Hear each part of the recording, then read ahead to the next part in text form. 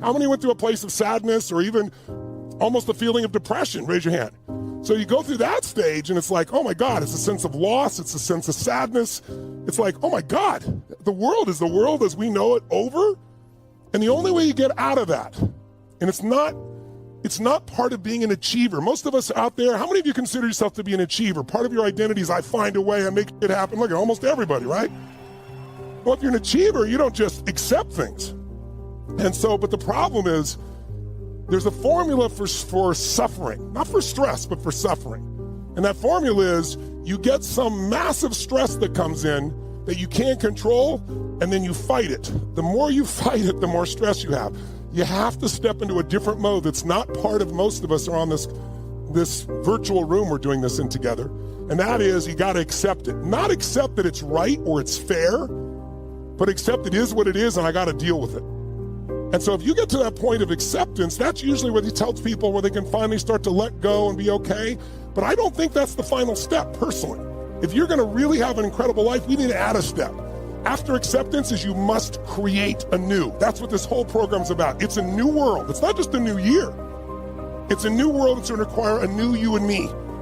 We got to find a bigger and better part of ourselves, so no matter how big the challenge is, we know that who we are is more than anything that can be done to us. And we know we can find the way. But that means you got to create anew. And so in order to create anew, you got to let go of what was. And I just want all of you to know, I don't believe in this term new normal. There is no normal. The world is always going through cycles. And we're in the middle of winter, but you know, people, when things are going well, people think it's going to be great forever. And it never is. Life is cyclical. It's seasonal, right?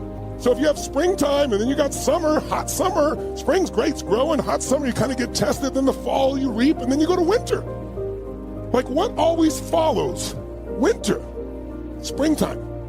So when people think it's going to go good forever, they're wrong. And when they think it's going to go bad forever, I mean, people now talking about life as you know it is changed forever. It's never going to be great again. Listen, this winter is going to last longer than you and I want it to. I bet that. And we're not done with winter. But we can learn how to make winter our season so that we're not sitting around hoping for someday when it changes. And by the way, winter will have a new springtime. I don't know when, but I know it'll open up because I'm a student of history. 1,000 years of Roman history, 550 years of Anglo-American history. I know it because I study the cycles of how human beings and emotions shape our world and how they change. What follows the night? No matter how tough the night is, the dark night of the soul, you wake up and it's a new day. So I really want us all to start to think of this week as a way to create our life anew. We got to decide what parts of me have to start to bloom, what parts of me have to grow, what parts of me have to expand, so no matter what happens, I can have this incredible, extraordinary quality of life. Does that make sense?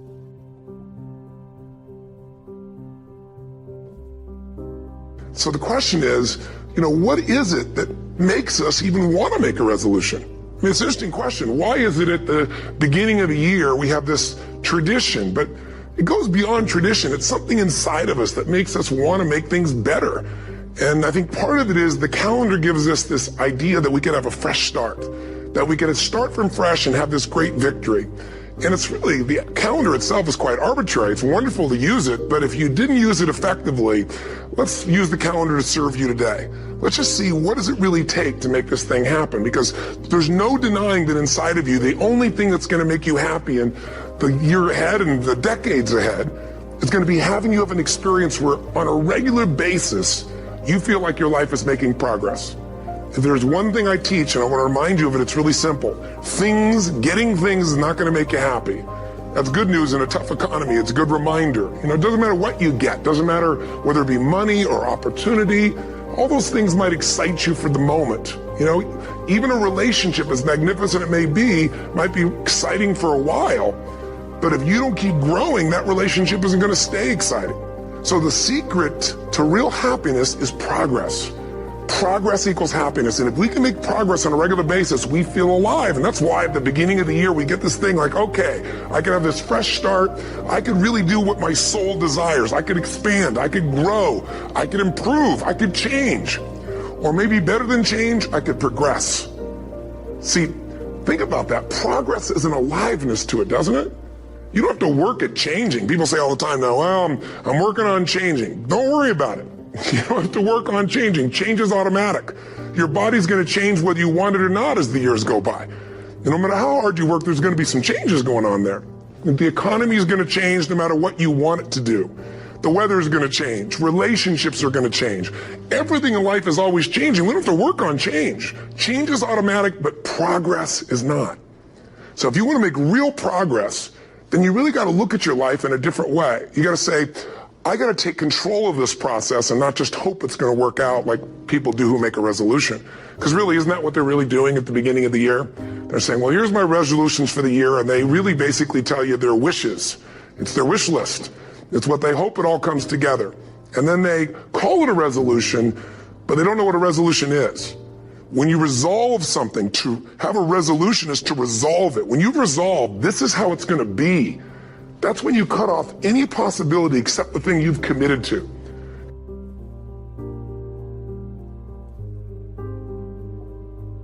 There's a story about a man who spends his whole life traveling to the far corners of the earth to seek out some sage or master or yogi who will tell the meaning of life. The seeker crosses the deserts and oceans. He starves and suffers. And finally he's on his last legs, with his rags blowing off his back in tatters, as he crawls to the mouth of a cave where an old man wearing nothing but a hair shirt and a long gray beard is sitting cross-legged in the snow. What is the meaning of life? Gasps the seeker of truth. The old yogi suddenly looks very surprised. What? He exclaims. So the meaning of life is what? I knew a wise man once, a man I'd really come to admire.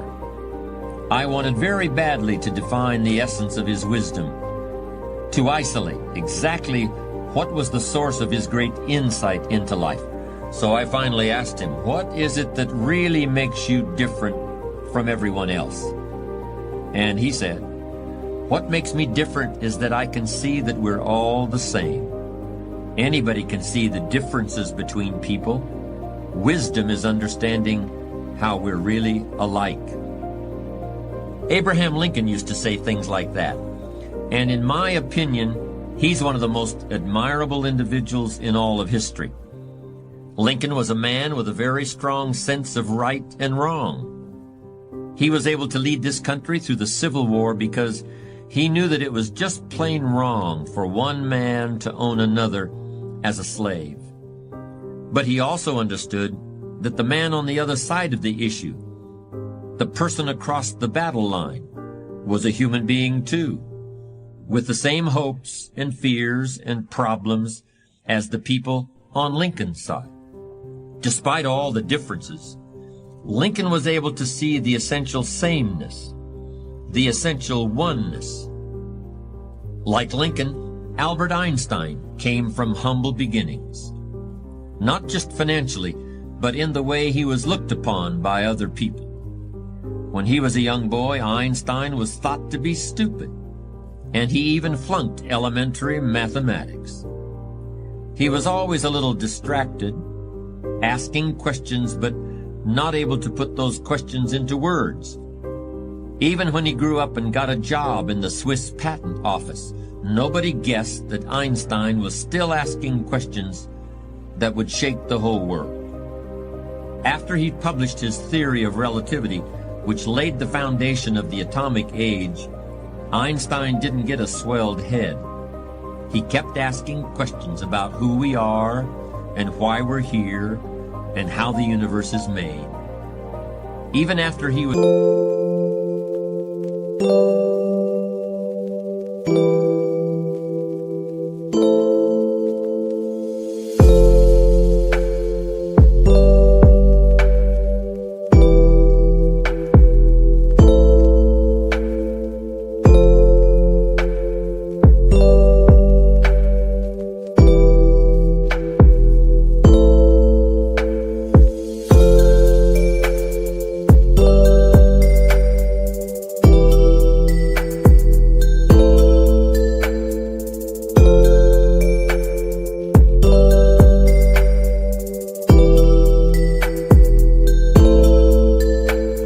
able to find answers to some of the most profound scientific questions that had ever been put forward, Einstein still remained an essentially humble person, and he never suggested that his answers were the final ones. Why should they be? After all, everything in the universe is subject to change, with the single exception being the speed of light, and Einstein had made that discovery himself. People of wisdom are much more interested in questions than in answers, but foolish people are always coming back to conclusions. Like success, wisdom is a process, not a destination. Am I a wise person? I've been talking so much about wisdom, you must be wondering about my qualifications. I suppose everyone who manages to survive and even prosper to some extent has moments of self-satisfaction. Moments when you say to yourself, I've finally got it all figured out once and for all. But usually, something comes along pretty quickly to humble you.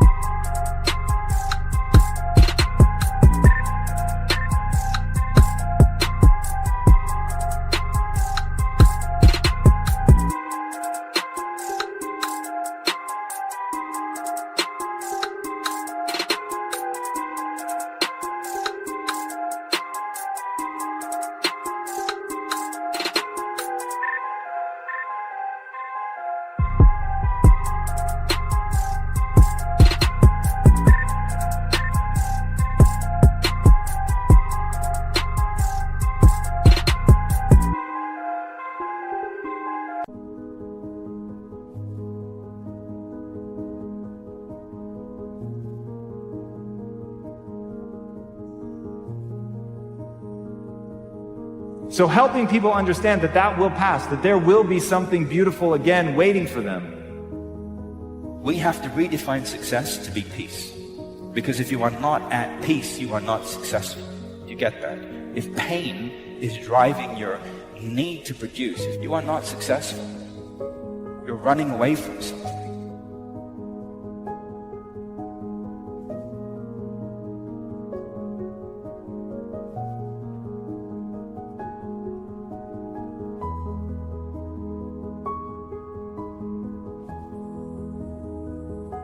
Every day I want to train myself to be prepared for a war. Whatever that war is, whether that's external or internal.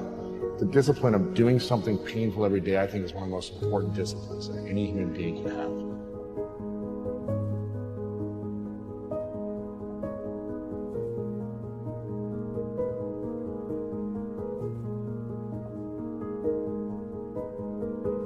That you have to always go back to that student mindset. You have to always go back to that.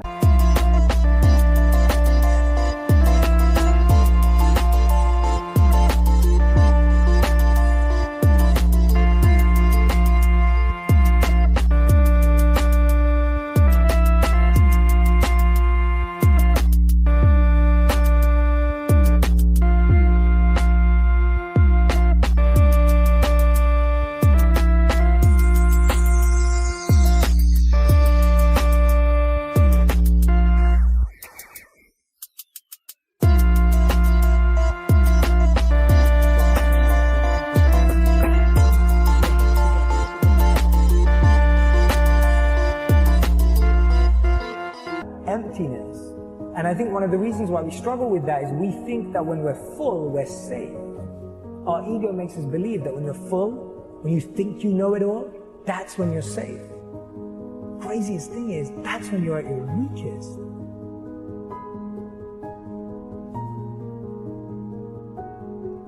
Most people never go after what they want because they don't know every step they have to take to get there.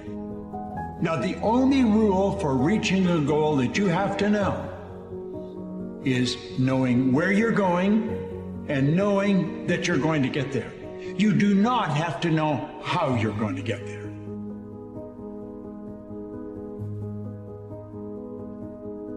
You need a goal, but we don't want to let your distance from the goal crush you.